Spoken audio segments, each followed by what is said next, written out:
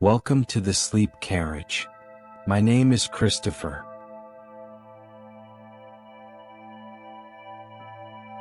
Tonight we're slipping quietly into the old capital of the Inca Cusco on a night so calm that the Andes themselves seem to be holding their breath. You step onto the high stone road as twilight melts into blue shadows.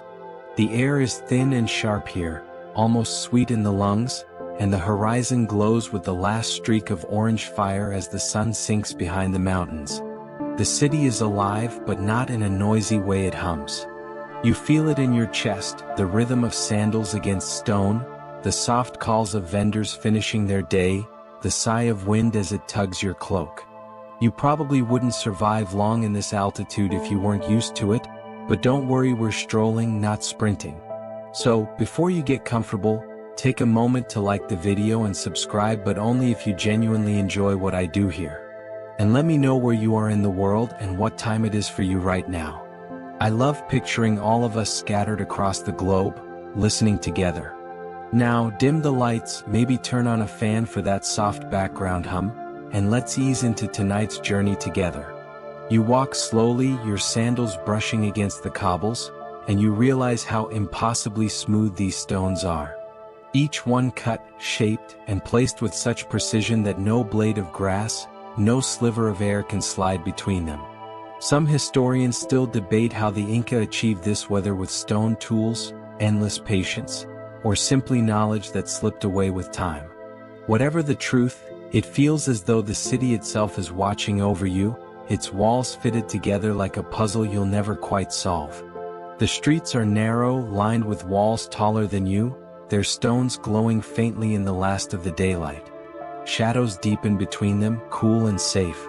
The smell of wood smoke drifts by, pungent, dry, like pine caught in fire. From somewhere ahead, a child laughs high and quick, then vanishes into the night like a bird. Above you the Andes darken. Peaks bite into the sky like jagged teeth, but tonight they seem softened, painted in indigo and silver. You tilt your head back, and though the stars are not fully out yet, you feel them waiting just beyond the veil of dusk. For the Inca, the heavens were as alive as the city itself, a world above, echoing the world below. You pause on a stone step, feeling its chill against your skin. You imagine centuries of feet that have crossed this same spot. Farmers with baskets of maize, runners carrying messages, nobles in feathered cloaks. The rhythm of life presses in, not loudly but steadily, like the heartbeat of the city itself. A torch flickers to life in the plaza ahead, its light bouncing against the polished stones. Another is lit. And another.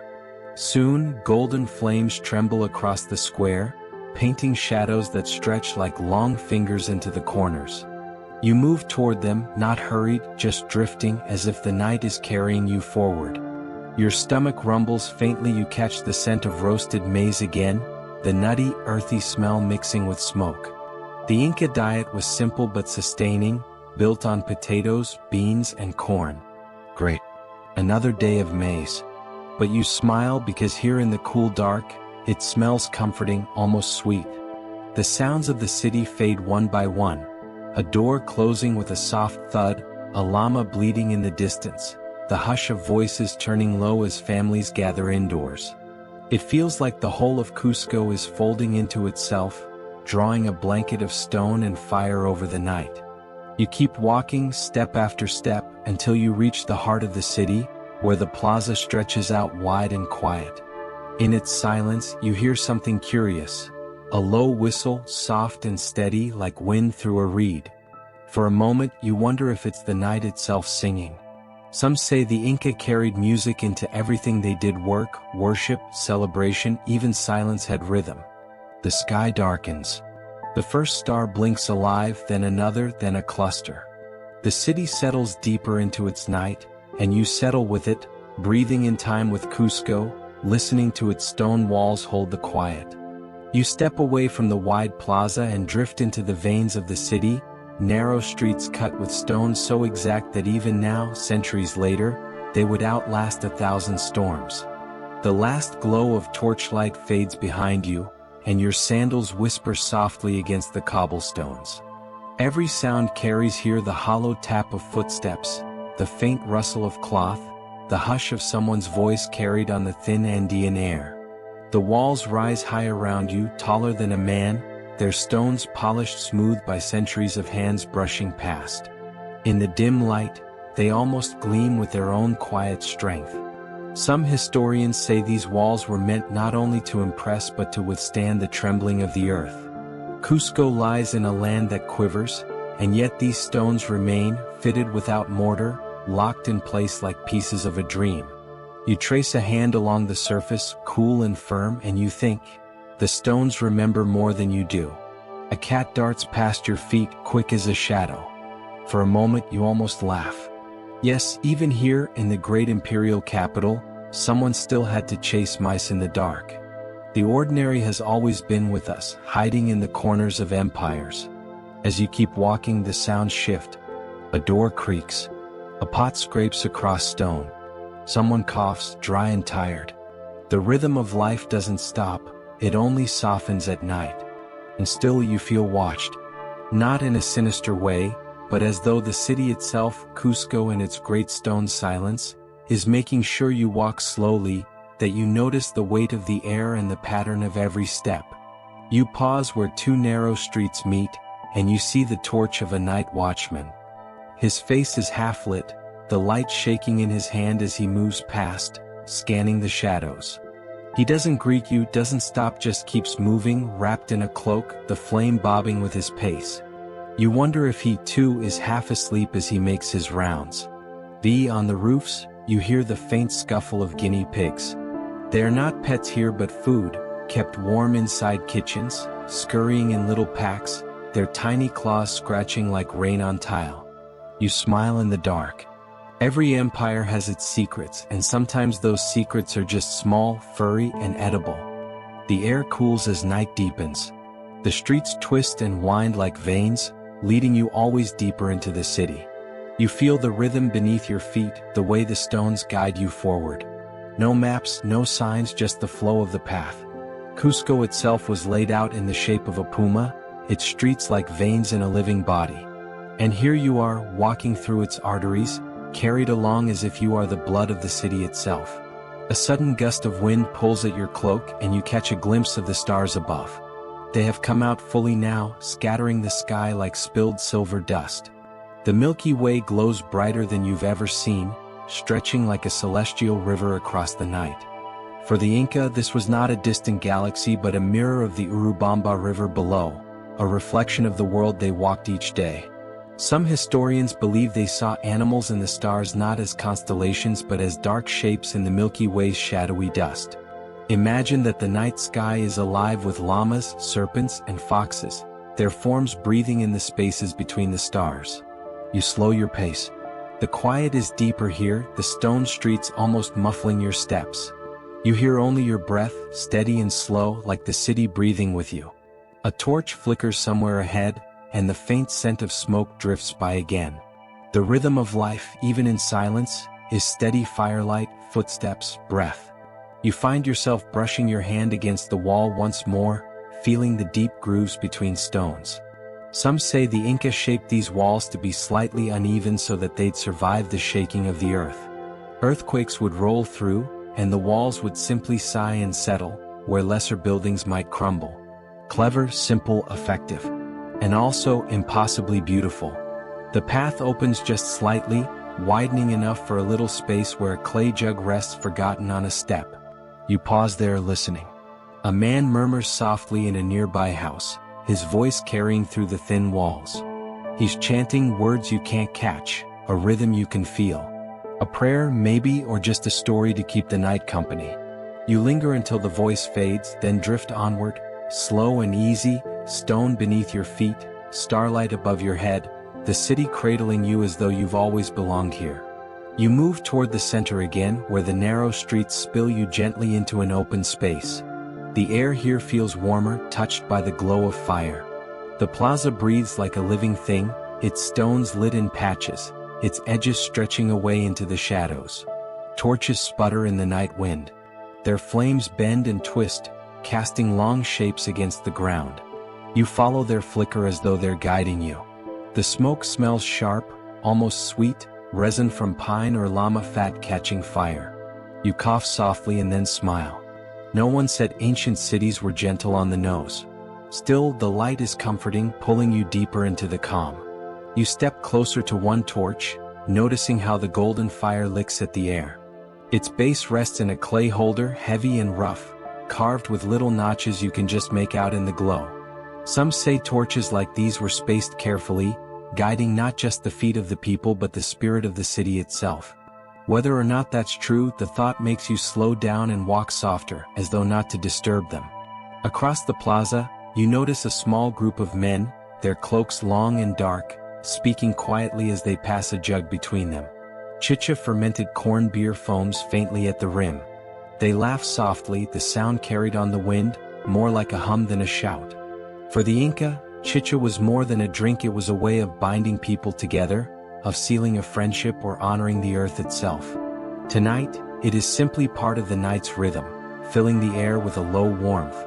You wander past, unnoticed, listening to the crackle of another torch. The fire speaks in pops and sighs, a lullaby in its own way. Shadows climb the walls and then vanish as the flames shift. Some historians argue that torchlight in Cusco would have been rare, expensive, carefully rationed. Others believe the capital glowed more brightly, alive with fire. The truth is blurred now, like flame itself. Still, you imagine the city painted gold by hundreds of torches, each one trembling like a heartbeat. You pause at the edge of the plaza and tilt your head. The sky has thickened with stars. Above, the Southern Cross tilts low, pointing toward the dark river of the Milky Way. You feel the city mirroring it, Cusco below, the heavens above, two worlds stitched together by stone, light and shadow. You breathe in, slow and steady, letting the night air fill your chest. Nearby, a child chases a small dog across the square, bare feet slapping against stone. The dog yips, tail wagging like a torch flame itself. For a moment, laughter spills into the dark, high and unbroken. Then like smoke it fades. The torch crackles again, steadying the silence. You notice details now that you missed in the daylight. Carvings at the base of a wall, a smooth groove worn into stone where hands have brushed it for centuries, the faint pattern of stars reflected on polished slabs. It's as though the whole city was built to hold light, whether sunlight or torchlight, to catch it and fold it into memory. A soft wind rushes through, almost blowing one flame sideways. It flutters wildly, shadows dancing like restless spirits. You almost laugh. Imagine the night watchman running to protect the torches every time the wind decided to play tricks. Great. Another night of chasing fire. But the flame steadies itself, proud and stubborn. The smoke thins. The torch sighs and glows again, just as it has for hours, just as it will until the last ember dies. You find comfort in that, the persistence of flame, the way it resists the dark without arrogance, just steady, simple light. As the night deepens, you begin to notice the quiet between the torches. Shadows stretch long, as though the city is folding itself away for sleep. And in that darkness, you feel held, not afraid, not alone, just part of a city that has its own rhythm, one you've fallen into step by step, breath by breath. You slip gently out of the torchlit plaza and follow a narrow side street that curves downward, leading you toward the heart of the marketplace. Even at night, you can feel the echo of its daytime life lingering in the stones. The stalls are mostly empty now, wooden frames draped with woven cloth to keep out the mountain chill. But the air still holds the memory of trade, the faint tang of dried fish from the coast, the sweetness of cacao beans, the earthy musk of potatoes and maize. You pause in the shadow of a canopy. A woman ties up her last bundle of herbs, each stalk brittle in her hands. She hums softly to herself, a tune older than the city, maybe older than memory. Her song drifts upward like smoke, caught in the thin night air. You linger listening. Some historians say markets in Cusco were not just about goods, they were about words, about news. A place where people traded stories as often as potatoes. And standing here you believe it. Even in the quiet, the market seems full of whispers. A small pile of coca leaves lies abandoned on a stall, green and dry, edges curled like sleeping hands. They were chewed to ease hunger, to fight fatigue, to soften the sting of altitude. You imagine the Inca runners, the Chasquis, taking handfuls of these leaves before racing off along the empire's roads. Tonight, though, they are still just a forgotten bundle in the cool dark. A sudden laugh startles you. You turn and spot two boys half hidden behind a pillar, playing a quiet game with carved stones. Their fingers flick the pieces against the ground, the rhythm sharp and fast like the clack of bones. They glance at you, then grin as if daring you to join. But before you can, they gather their stones and vanish into the night, their giggles scattering like coins on stone. The market square is wide, its surface worn smooth from countless feet. You can almost see it in daylight. Women in bright woven tunics spreading out clothes, llamas standing patiently with baskets slung across their sides, merchants arguing with smiles in their voices. The rhythm of life, steady and eternal, pressed into the very ground beneath you. A curious detail catches your eye. Near one corner, a bundle of maize cobs is tied up not for eating but for something else, perhaps a small offering left behind. Some say maize was more than food here. It was sacred, a gift from the gods, a symbol of life itself. To leave it behind was to thank the earth, to remind it that people and soil were bound together. The wind picks up, tugging at a scrap of woven cloth fluttering against a post. The colors are still vivid, deep red and yellow, dyed from plants and insects. Even in the dark, the weave is tight, patterns geometric and precise. You imagine the hands that wove it rough, patient, steady. Some historians debate whether weaving was considered women's work or sacred labor that crossed boundaries. Either way, the cloth breathes like memory itself, waiting for morning. You take another step, and the smell of roasted maize lingers in the air. Someone nearby has left a small fire smoldering, embers glowing faintly like the eyes of a fox. The warmth pulls you closer. A pot rests on the coals, its surface blackened by years of use. You peek inside. It holds the last scraps of corn soup, thick and smoky. You smile in the dark. Great. Another night of corn stew. The empire was vast, but the menu, you suspect, didn't always change. The fire sighs and the embers pop, scattering sparks that vanish before they touch the ground. You watch them fade, each spark like a tiny star. And in that moment, you feel the marketplace itself exhale, its stalls closing like eyelids, its voices fading into dreams. The rhythm of life slows, until all you hear is your own breath mingling with the silence. You leave the quiet stalls behind and drift toward a cluster of homes where the air grows warmer, thicker with the smell of food. The first thing that reaches you is smoke, dry, sharp, and curling into the night.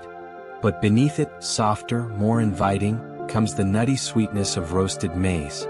It clings to your clothes, fills your lungs, makes your stomach stir even if you're not hungry. The city may be grand, but in the end, Cusco smells like dinner. You pause at the edge of a courtyard where a family gathers around a low fire. A clay pot balances over glowing embers, steam slipping through a crack in its lid. The mother stirs slowly, rhythmically, her wooden spoon scraping the inside of the pot. The children wait cross-legged, their eyes shining in the firelight. A man tears strips of dried meat, sicharki, dropping them into the broth, where they hiss and soften. The rhythm of life is here too, in the ordinary act of cooking, in the quiet patience of hunger just about to be satisfied. Your mouth waters as the scent deepens. Potatoes, earthy and rich, join the maize in the bubbling stew. Great. Another day, another potato.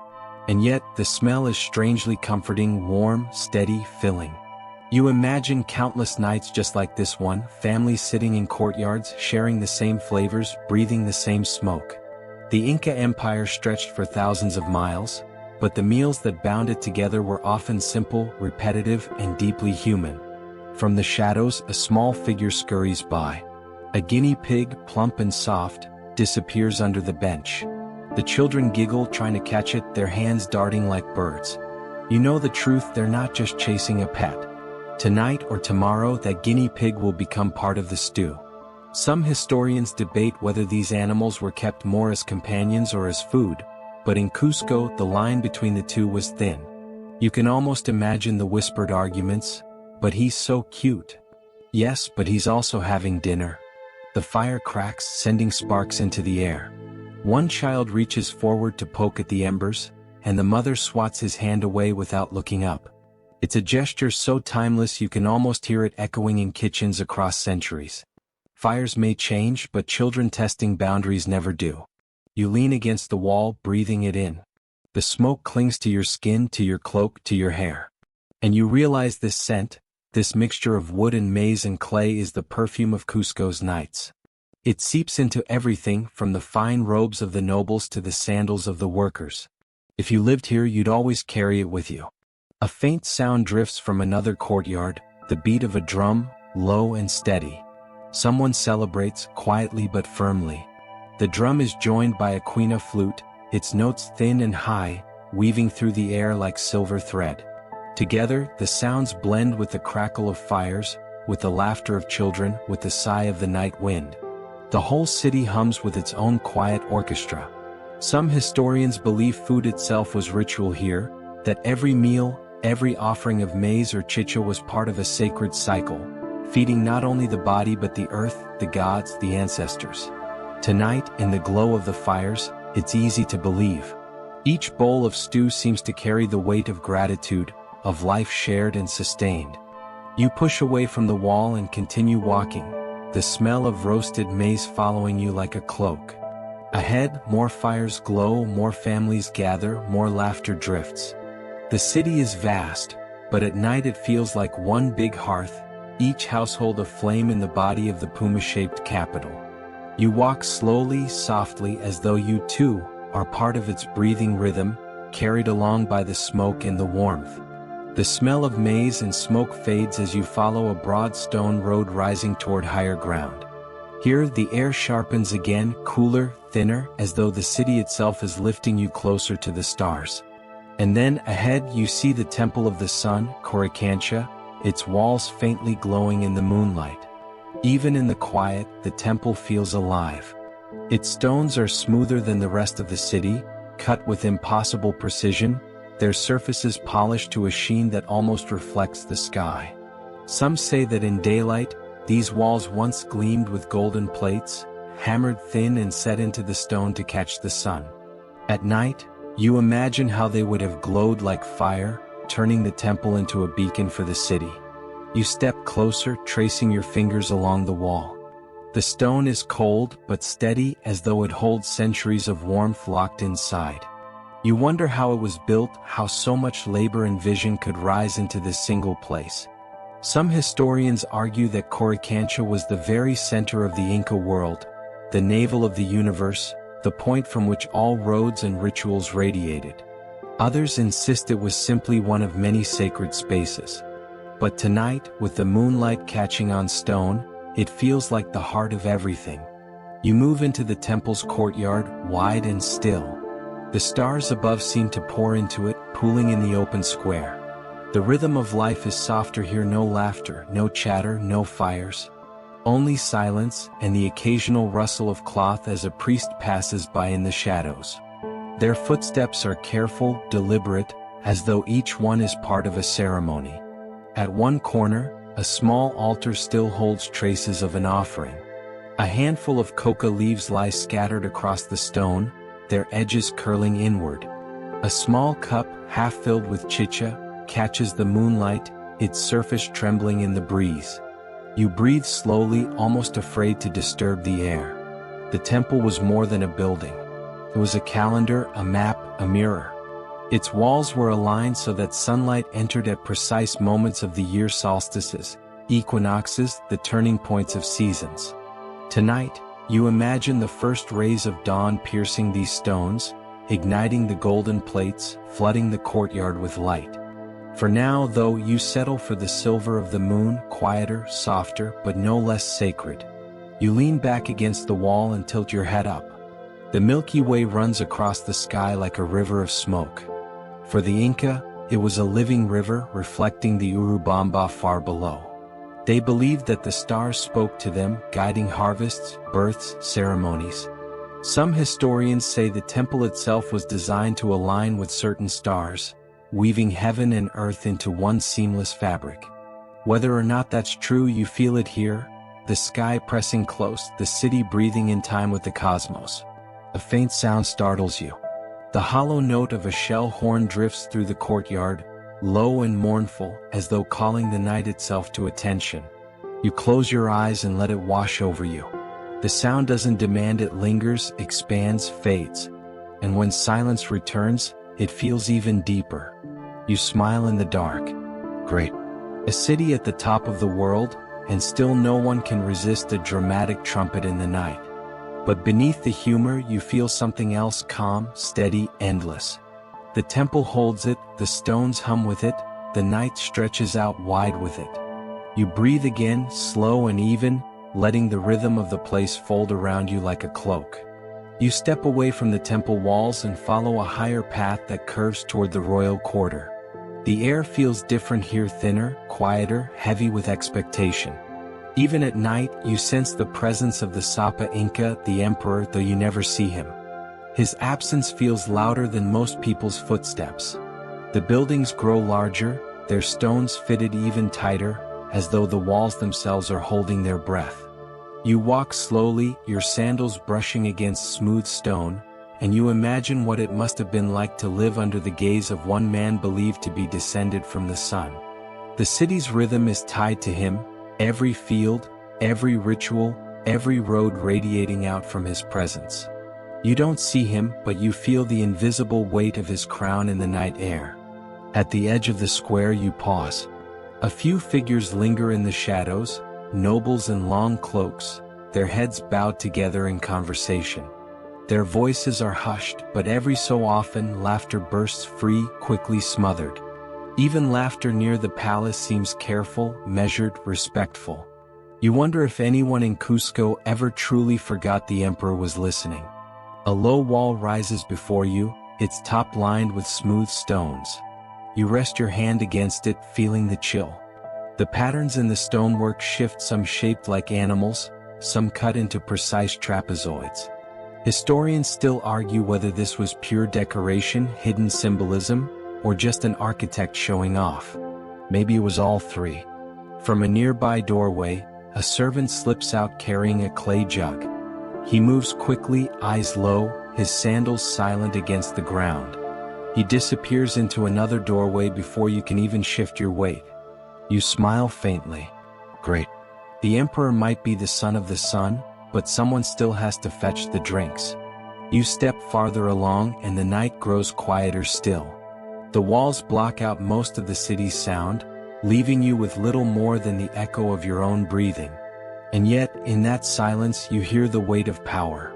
Some historians claim the Sapa Inca rarely showed himself openly at night. He was too sacred, too carefully guarded. Others suggest he might have walked quietly among his people, cloaked and unnoticed. You imagine both are true, depending on which night you choose to dream about.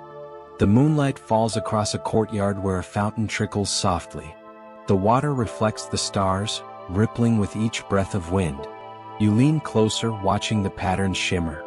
For a moment, you almost see a face in the water, stern, serene, crowned with light. You blink and it's gone, just ripples folding into one another. The royal walls close around you, heavy with silence. You know the emperor sleeps somewhere nearby, perhaps on a bed of fine wool, beneath blankets woven so tightly they shine like cloth made of water. And yet you don't envy him. His crown weighs even at night, his dreams tethered not to the stars but to the empire. You, on the other hand, get to simply walk, to breathe, to listen to the rhythm of stone and silence. You step back into the shadow of an archway. The night stretches deep around you. And though you never glimpse the emperor, you feel him everywhere, in the torchlight, in the whispers, in the hush of guards who stand like statues. The city beats to his rhythm, and you are caught within it, carried along like a quiet note in the empire's endless song. You drift away from the royal walls and step into quieter streets again, where the grandeur of stone gives way to softer, humbler courtyards. Here, the rhythm of life is slower, simpler, carried on the smoke of cooking fires and the soft murmur of voices within. You pause at a doorway half open to the night. Beyond it, a patio glows faintly, its light spilling out like warm breath. You slip closer and lean against the threshold. The courtyard is small, paved with uneven stones, a clay water jar resting in the corner. A dog sleeps curled by the doorway, its sides rising and falling with steady breath. In the shadows, little guinea pigs dart in and out of cracks along the wall. Their tiny squeaks echo like whispers, their scurrying claws scratching softly at the stone. To some they are pets. To others, supper. Tonight they are simply part of the house, moving as naturally as the smoke drifting up from the fire. A woman bends near the hearth, feeding twigs into the flames. The firelight paints her face gold, catching the lines of weariness around her eyes. Beside her, a man mends a sandal, the leather rough in his hands. His fingers work slowly, patiently, as though time itself has stretched to fit the rhythm of the task. A child leans against his knee, half asleep, his thumb hooked into his mouth. You feel the weight of the day pressing into this one moment, every chore, every laugh, every footstep folded into the warmth of the courtyard. Some historians note that Incan houses often shared this same pattern: stone walls, open patios, small hearths at the center. They were not built for grandeur but for rhythm, for the steady beat of daily life. In the courtyard, you feel how those rhythms carried the empire as much as temples and palaces did. After all, someone had to cook the maize, mend the sandals, and keep the guinea pigs from chewing the corners of the cloth. You smile faintly. Great. An empire stretching for thousands of miles, and still no escape from household chores. The courtyard smells of wood smoke and herbs. A small bundle of dried leaves hangs from the wall, a simple charm for protection. In one corner, a pot of water cools, its surface reflecting a slice of the moon. You can almost hear the faint drip of condensation, like the courtyard itself is breathing. The man pauses in his work to tell a story, his voice low and steady. You can't make out every word, but you catch the name of a mountain spirit, a tale about a stone that sang. The child listens, his eyelids heavy, his head nodding against his father's knee. The rhythm of the story is as steady as the rhythm of breath. Some historians believe storytelling in the Andes carried not only myths but history itself, woven into memory with each retelling. You feel that truth in the quiet of this night. The woman sets aside the pot and pulls the child gently into her arms. His head rests on her shoulder, his breath deep and even. The guinea pigs scurry again, the dog stirs, the fire pops. The courtyard folds into silence, into sleep. You linger a moment longer, feeling the warmth of this simple rhythm. Then you step back into the street, letting the door close softly behind you. The city exhales again and you walk on, carrying the smell of smoke and the faint echo of the story with you into the night. You follow a narrow lane that curves upward, the stones still warm from the day's sun. Each step feels heavier now, as if the city itself wants to slow your pace, asking you to notice the smaller sounds. You hear a trickle of water, soft, insistent, like a whisper that refuses to be ignored. You trace it to the side of the street, where a thin channel glides steadily down from the mountains. The Incas were masters of stone and water, turning both into something more than practical. This simple canal, cut with precision, carries snowmelt down to the homes below. You kneel and trail your fingers through the stream.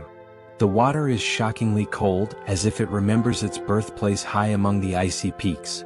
It flows with confidence, needing no guidance beyond the stones that cradle it. You imagine how this same water might find its way into fountains, fields, even temple basins, connecting lives across the city. Some historians point out that Cusco was designed almost like a great body, with streets and channels functioning as veins and arteries, carrying life from the mountains into every part of the city. You let that idea settle. Tonight, you are just another breath moving through the body of Cusco, another heartbeat echoing through its stones. At a nearby wall, the water feeds into a small fountain. Its lip is worn smooth by years of hands cupping drink after drink. You lean close and hear the rhythm of dripping, steady as a drumbeat. The moonlight paints the trickle silver, making each drop feel like a bead of time sliding into the night. Some say fountains like this were not only practical but sacred, carrying the presence of mountain spirits into the very heart of daily life. You wonder if the people here believed that each sip carried a piece of the sacred into their bodies. A figure approaches the fountain. She carries a clay jar slung against her hip, moving with quiet balance. Her skirt sways softly, her sandals whispering against stone. She sets the jar beneath the flow, and the water splashes gently inside. She waits, humming a tune that is more vibration than melody. You listen, letting the sound mingle with the trickle of water until both become one rhythm. There's debate about what songs like hers meant. Were they prayers? Simple work songs? Or just the echo of something older, a memory carried by sound alone? Some historians lean toward function, others toward myth. For you, standing here in the cool air, the distinction doesn't matter. The song is both, and the water keeps flowing. The woman lifts the jar, water sloshing inside. She nods to you with tired eyes and disappears into the dark lane. You watch her go, then lean against the fountain wall. The stone is cold against your back. The city feels quieter here, as though the sound of water has hushed even the dogs and birds. You think of how every household tonight will drink this same water. It will steam in pots of maize, cool weary hands, quench thirst before sleep. Tomorrow it will do the same again, endlessly, faithfully. Great. Empires may rise and fall, but someone still has to fill the jar. You push away from the fountain and follow the channel a little further, listening as its voice grows softer, lost among the streets. The rhythm of life flows on, drop by drop, carrying you deeper into the quiet night of Cusco. The streets bend toward the heart of the city, and you find yourself drawn by a low, steady hum of human voices weaving together in a rhythm that rises and falls. You follow the sound until the lane opens into a small square. Torches burn here, their flames licking the night air with soft crackles. Shadows move against the walls, long and dancing, like spirits invited to join. A group of people are gathered, sitting cross-legged on woven mats. They lean in close, listening to a man who speaks with deliberate pauses, his hands tracing shapes in the air. His voice is not loud, but it carries a storyteller's voice, trained by years of firelight and listening ears. You ease yourself to the edge of the group, blending into the circle as though you have always belonged. Tonight's tale is about the beginnings of the world.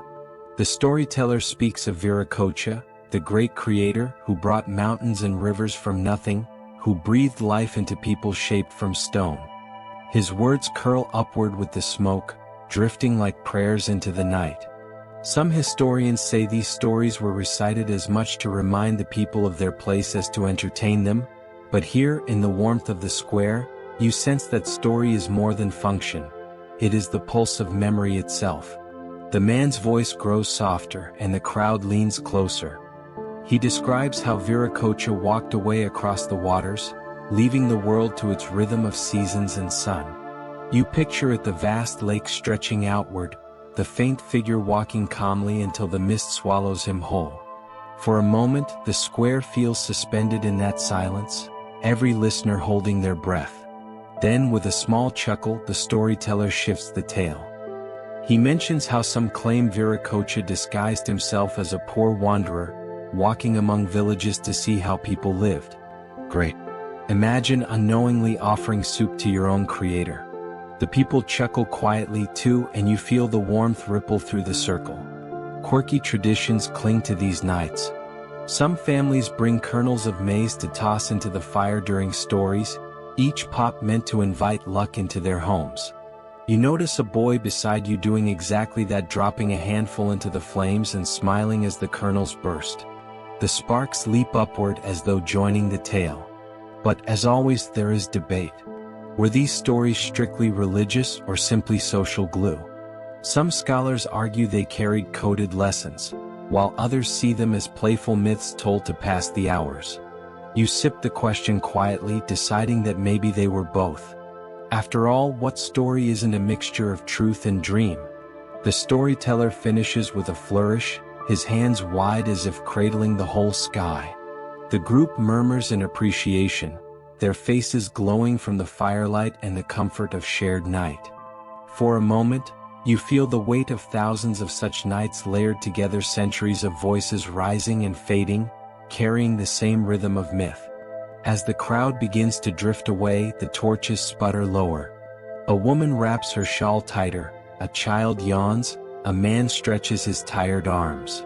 You stand and feel your own shoulders loosen, as though the story has pressed out the knots of the day.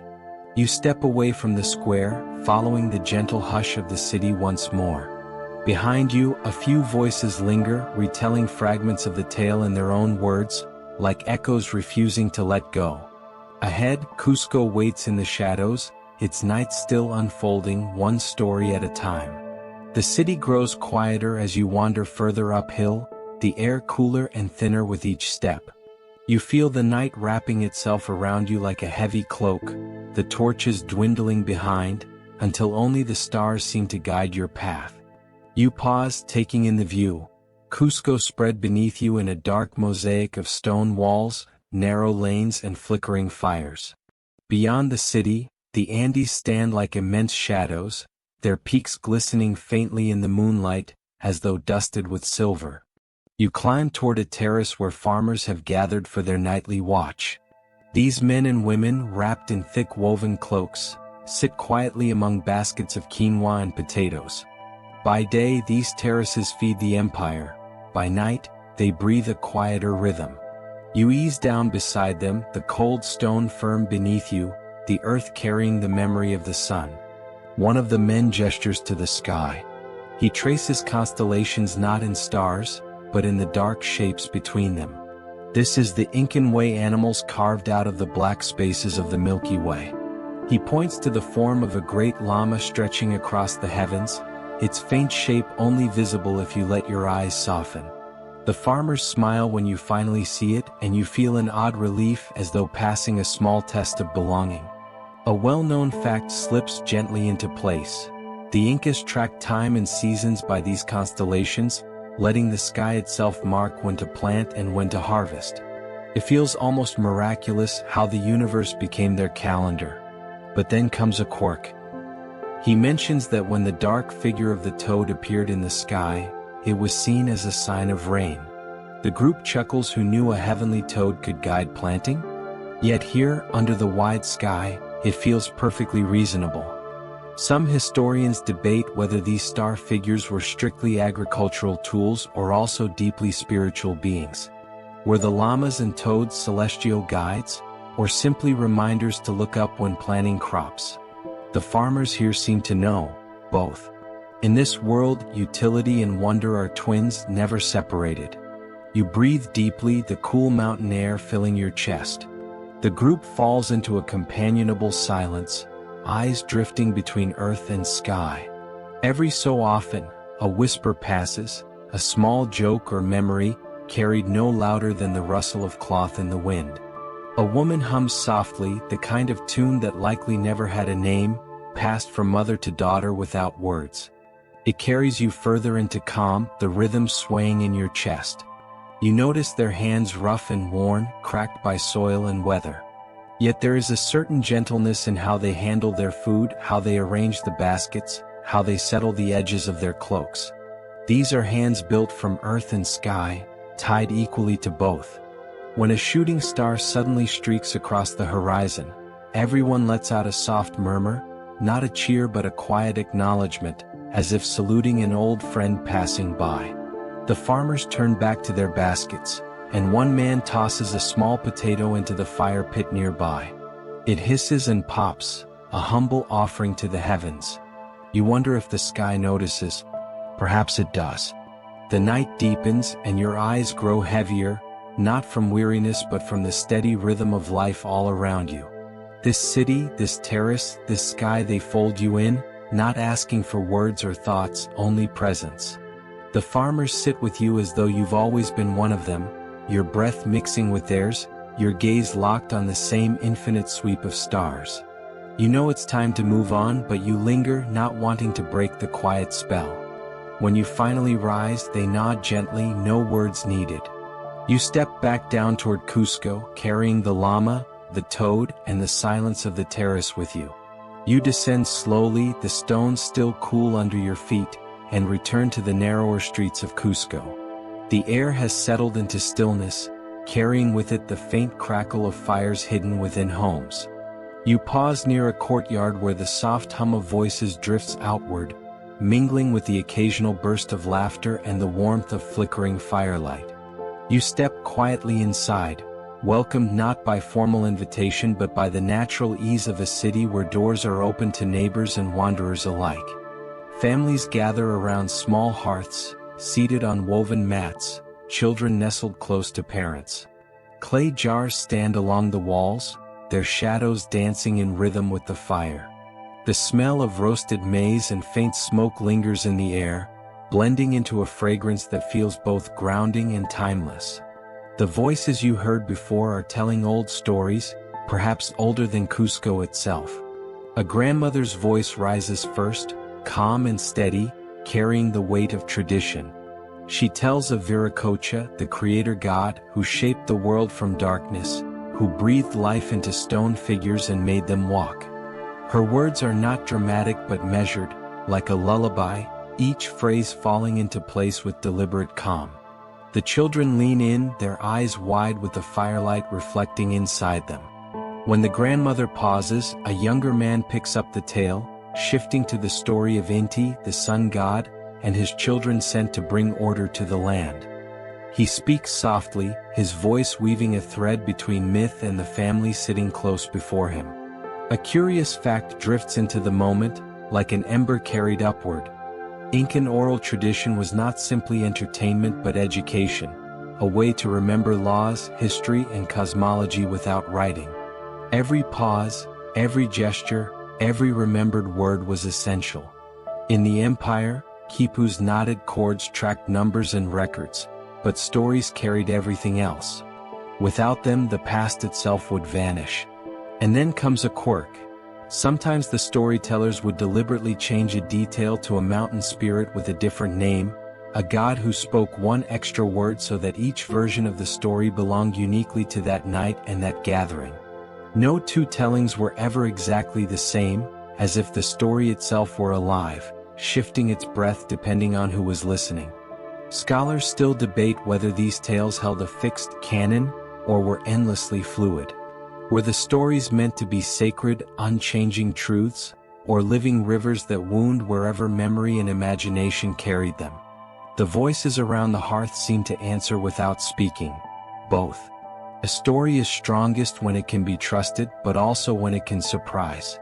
The fire pops, and the youngest child giggles, repeating a word from the tale as though tasting it for the first time. The grandmother smiles, reaching out to tuck a strand of hair behind the child's ear, her hand rough but infinitely gentle. Her voice resumes, steady as the earth itself, carrying them deeper into myth. As you listen, you feel your own breathing slow, syncing with the rhythm of the storytelling. The voices fall and rise like waves, carrying you closer to sleep. There is no urgency here, no rush to finish. The night is long and the story can stretch as far as it needs to. You realize this is how dreams begin, not with the closing of eyes, but with the opening of ears to the world's softest truths. When the tale ends, there is no applause, no formality. The family simply leans back, shifting quietly, children curling into mothers, fathers adjusting the fire. The silence that follows is not empty but full, a silence in which the story still lingers, floating like smoke above the flames. You step back into the cool air, carrying the warmth of that hearth in your chest. Behind you, the voices lower into whispers, then into stillness, until all that remains is the steady crackle of wood turning to ash. The night deepens and you walk on. The streets of Cusco are quiet now, their stone pathways silvered by moonlight. The torches have burned low, and the warmth of the hearths lingers only in memory. Yet as you move through a narrow alley, a new sound emerges, soft, plaintive, and almost hidden within the silence. It is the song of the quina, a flute carved from cane, its voice both airy and clear. You pause, listening as the notes rise like smoke, spiraling upward before falling gently back to earth. Each phrase feels less like music and more like a breath from the night itself, long, unbroken, drifting into the darkness. You follow the sound and find a young man seated on a low stone wall, his silhouette cut against the glowing sky. His eyes are closed, his fingers moving slowly over the flute, as if each note were discovered rather than played. The melody is not hurried. It drifts, rests, and begins again, echoing through the alleys like a call to dreams. In the Andes, the quina was more than an instrument. Its voice was said to bridge the earthly and the spiritual, to carry prayers upward into the mountains and beyond. Some played it to mourn, others to celebrate, but always with reverence. The breath inside the flute was not simply air, it was spirit. To play was to speak in the language of wind. There is a curious truth here. Archaeologists have found quinas dating back more than 2,000 years, carved from bone, stone, or wood, their finger holes carefully measured to summon the same ethereal sound. Across time and empire, the instrument remained unchanged, as though its voice had been perfected from the beginning. Yet there is also a quirk to the quina. Its music is shaped not just by the flute, but by the player's breath. Two people playing the same notes on the same instrument will sound entirely different. The quina then is deeply personal. It reveals the breath of the player as much as it reveals the song. The boy continues to play, unaware of your presence, his melody stretching into the night. It is neither joyful nor sorrowful. It is both and neither. It is the sound of walking through a vast landscape, of mountains and rivers and skies too large for words. And as you listen, you feel the city itself lean toward the music. The stone walls catch the sound, holding it a moment before passing it along. The wind gathers it and scatters it like seeds. Even the stars seem to pulse faintly in rhythm, a cosmic accompaniment to the flute's fragile tune. Your breathing adjusts without effort, each inhale aligning with the flute's rising tone, each exhale following the slow release of air.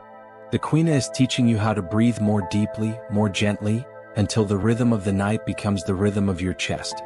The boy's final note hangs in the air, thin and luminous, fading slowly until only silence remains. He lowers the flute, his face calm, his body still. He does not look at you nor need to. The music has already been spoken and nothing else is required. You walk on, carrying the sound inside you, a lullaby not meant for one but for all who wander the quiet streets of Cusco at night. You drift further into Cusco's heart, where the great square, the Huacaipata, stretches beneath the sky like a stage awaiting its players. By day, this plaza is a bustling theater of voices, merchants, messengers, and nobles moving with urgency. But at night, it becomes a hushed expanse of stone, its edges softened by torchlight and shadow. You step into the open space and feel its vastness. The ground is cool beneath your feet, polished smooth by countless sauls, countless ceremonies. The night air is still, yet it carries with it the echo of voices past.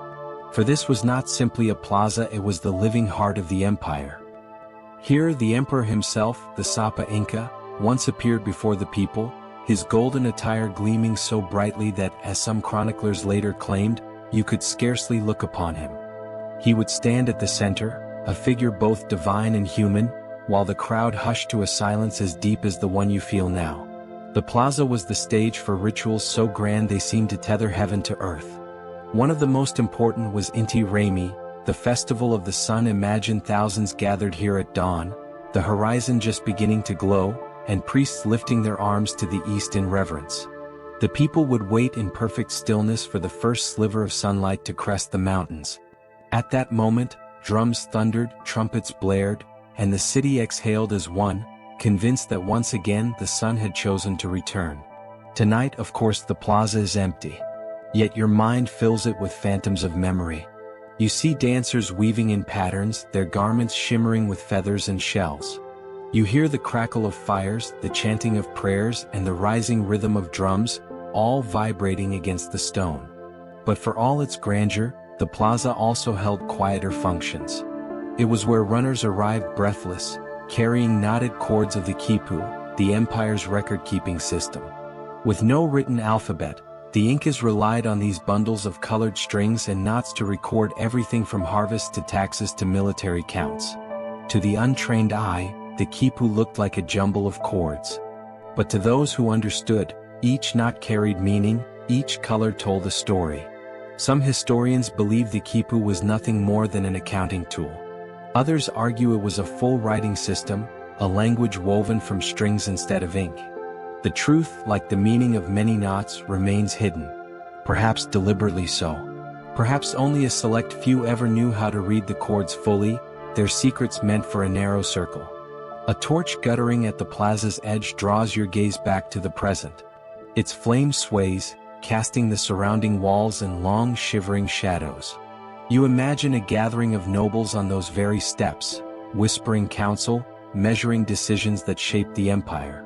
And you imagine too the ordinary people who walked this square after ceremonies ended, farmers, artisans, children darting between legs. This space belonged to them as much as to emperors, though history tends to remember the crowns more than the hands that built the stones beneath your feet. The square is silent tonight, but it hums with memory. You sense that even now, beneath the calm, the rhythm of life still beats here, slow, steady, enduring. The plaza is not truly empty. It is filled with time itself. You leave the vast plaza behind and wander upward, through narrow lanes that twist and climb. The air is cooler here, the night quieter, as though the city itself has exhaled.